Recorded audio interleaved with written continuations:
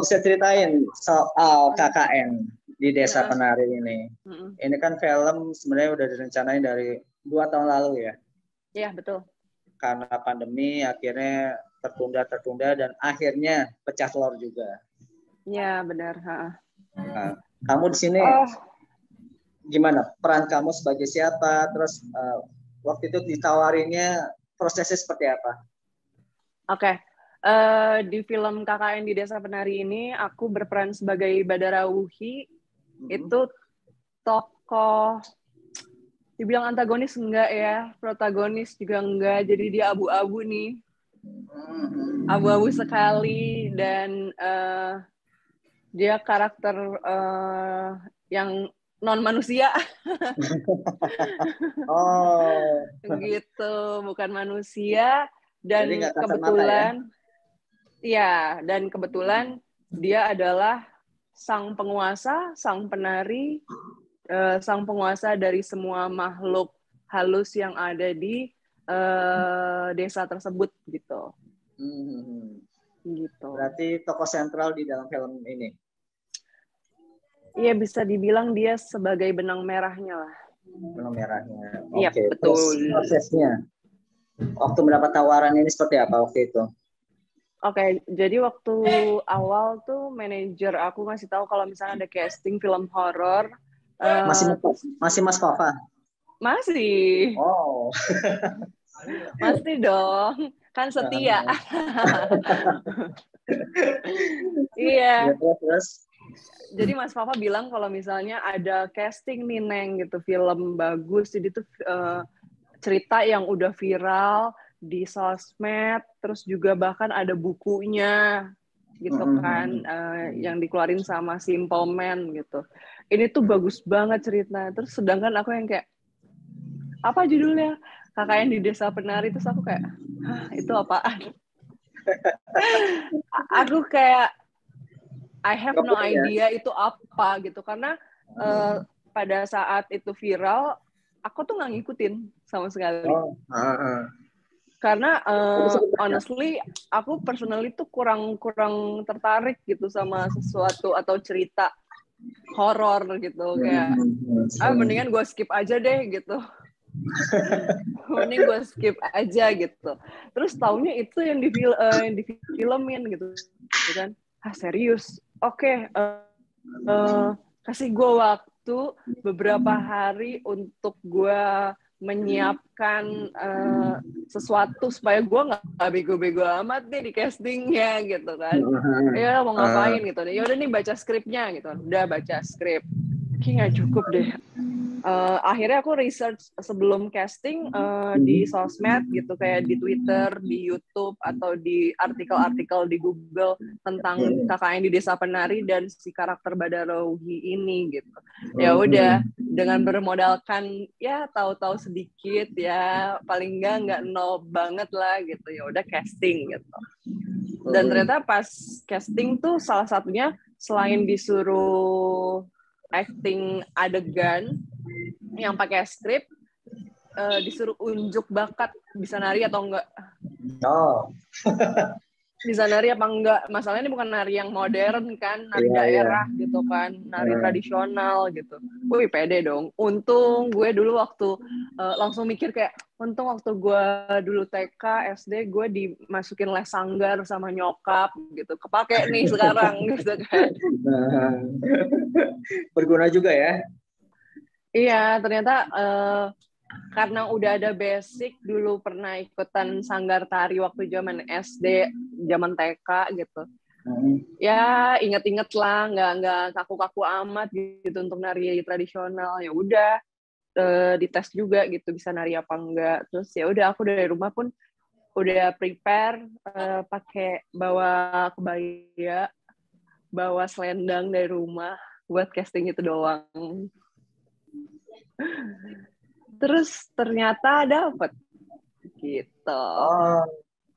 Kandidatnya cuma kamu? Kandidat pada saat itu ada yang lain juga. Ada yang apa lain pertimbangannya juga. Mereka akhirnya memilih kamu? Alasannya? Aku kurang paham tuh ya. Kayaknya iya juga ya. Aku harus tanyain tuh. Gitu. Di antara kandidat lain kan pasti ada keistimewaan. Mungkin karena kebiasaan kamu akan menari atau mungkin hal lain nggak diinformasikan ke kamu. Aku nggak nanya sih, nggak nanya itu. Tapi maksudnya kalau aku kan personal belum pernah bermain di film horor kan sebelumnya. Ya mungkin ini juga, maksudnya aku diberikan kesempatan untuk bisa bermain di film horor sih. Aku merasanya seperti itu juga. Gitu. Ini horor pertama berarti? Horor pertama. Wow. Dan langsung Gimana jadi Manchester. hantunya gitu, jadi hantunya.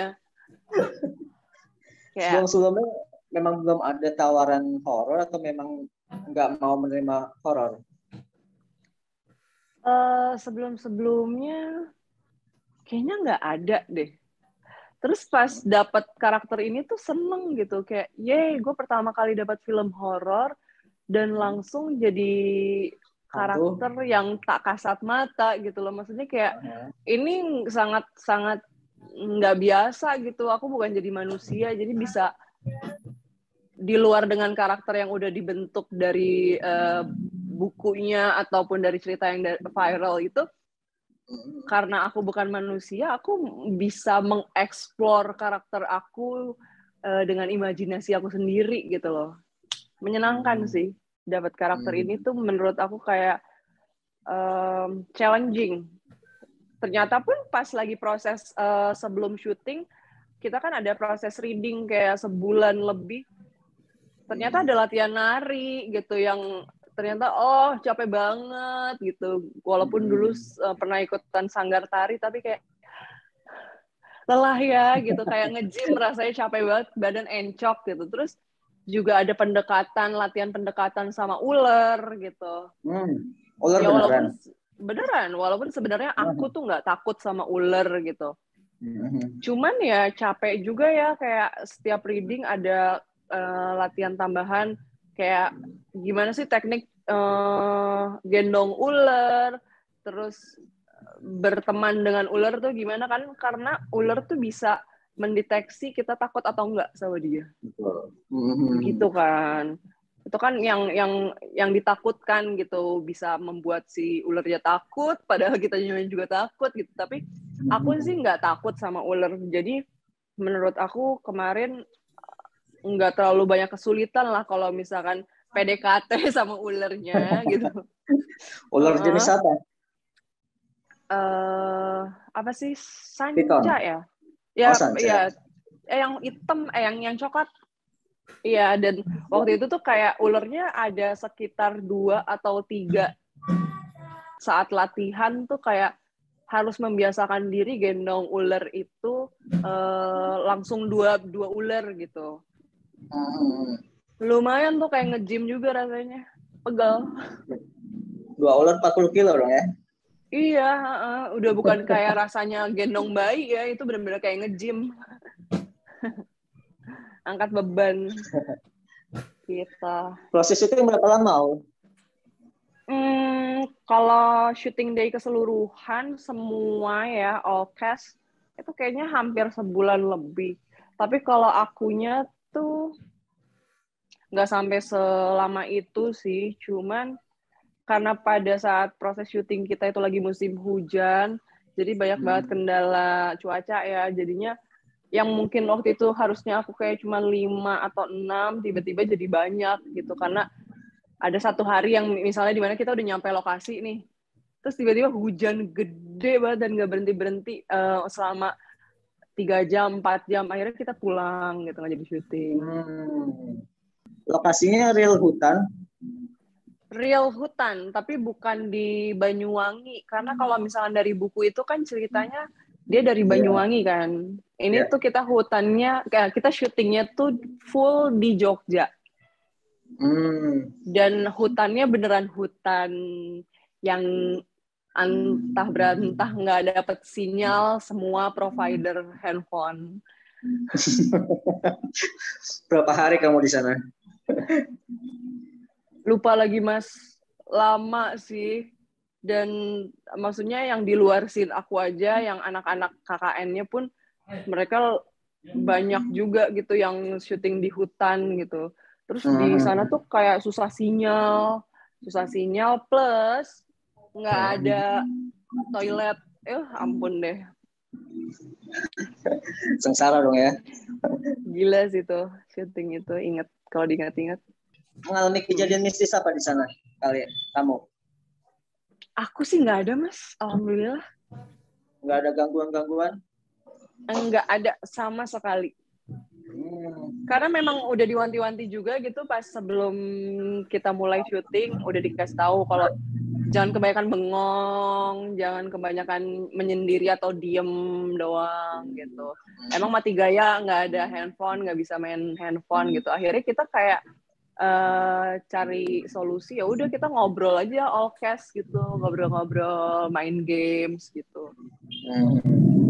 Nggak jadi bengong sih, tapi malah jadi berisik kitanya, ketawa-ketawa. Ninggalin anak dong syuting ya? Kenapa? Ninggalin anak. Aku belum nikah, Mas. Seriusan? Seriusan. Berarti nggak ada ini ya, nggak ada halangan ya? Nggak ada. Tantangan terberat kamu saat syuting itu apa? Mungkin dari segi cuaca, atau mungkin membangun chemistry dengan pemain lain, karena syuting pertama horor nih.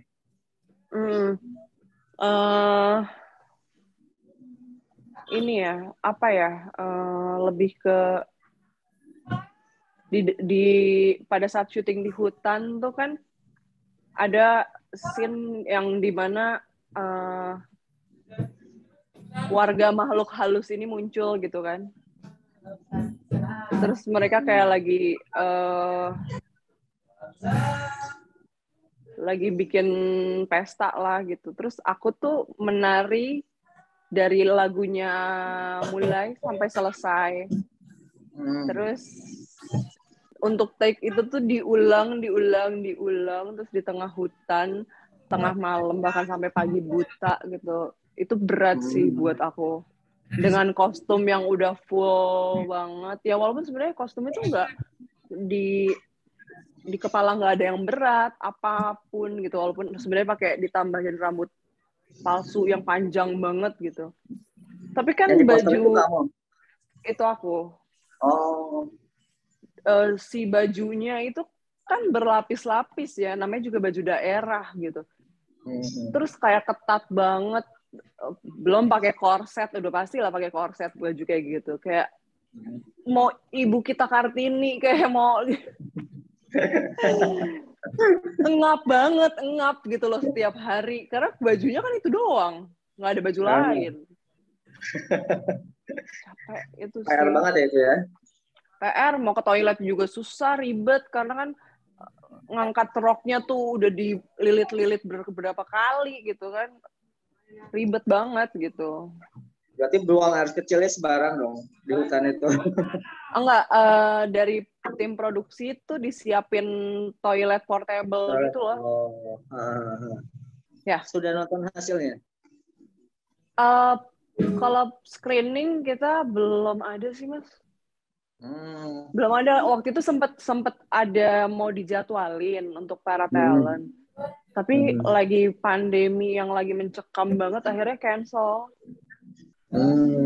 Gitu. Jadi kita semua nggak cuma penonton aja kok yang penasaran.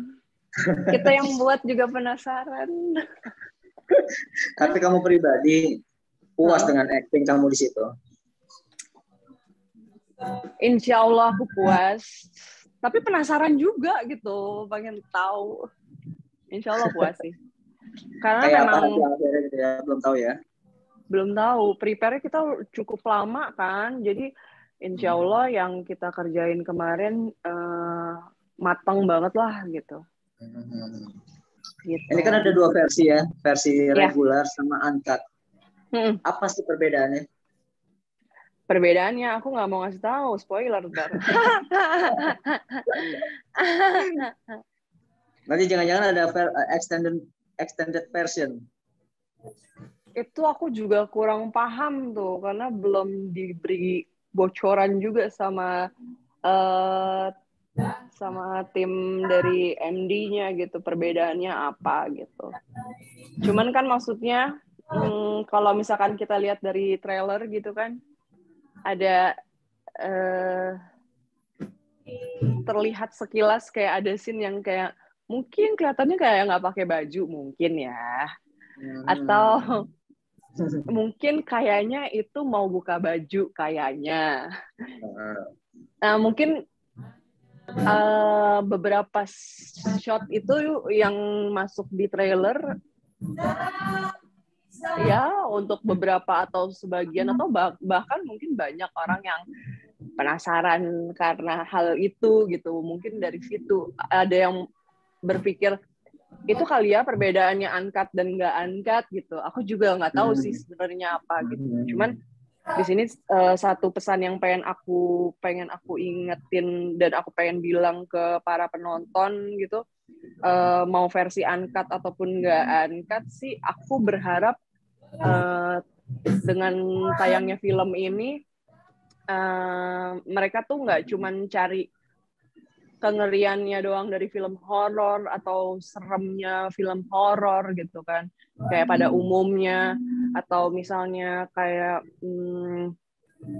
ada bonus-bonus scene-scene seksi nih gitu, yang terselip di banyak film horor gitu. Kayak mungkin orang berpikir kalau itu tipikal gitu film horor yang suka pasti ada selipan baju-baju atau adegan-adegan cewek seksi gitu. Tapi aku pengen mereka juga bisa lihat poin atau sisi baik yang dimaksud dari film ini tuh apa, itu ada banget gitu loh Mas. Aku sih pengennya kayak gitu, dan aku pengen banget mereka yang selama ini udah ngikutin cerita viralnya film KKN ini, dan juga mereka yang mungkin udah sampai baca bukunya, begitu mereka nonton filmnya tuh mereka ngerasa puas gitu, nggak merasa kayak kecewa gitu. Aku pengen kayak insya Allah film ini tuh benar-benar bisa mewakili dari cerita yang selama ini udah tersebar dan viral itu gitu, dan bisa memuaskan semua orang, dan mereka bisa melihat pesan baiknya apa sih dari film ini, karena menurut aku ini relate banget ke semua orang gitu loh dalam kehidupan sehari-hari. Tapi dari kamu pribadi, apa yang kamu harapkan dari film ini? Apalagi tayangnya udah hilang momentumnya ya dari viralnya thread-nya itu sendiri ya. Iya, sebenarnya aku tuh sempat ketemu momen kayak udah nggak excited nungguin film ini gitu.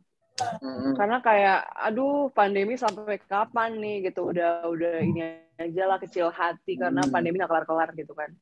Nggak antusias gitu loh dengan KKN ini karena kan pending terus gitu. Tapi entah kenapa walaupun udah kayak di cancel beberapa kali, terus kali ini udah dikasih tanggal dan insya Allah ini akan fix gitu tayang Lebaran. Optimisnya tuh muncul lagi gitu. Aku optimis kalau film ini akan insya Allah ditonton banyak orang, dan mereka mungkin yang tadinya sempat ngerasa dikecewain karena PHP nih KKN di Desa Penari jadi tayang nggak sih gitu. Mereka walaupun sempat kecewa, tapi aku yakin sekali mereka pasti akan nonton gitu.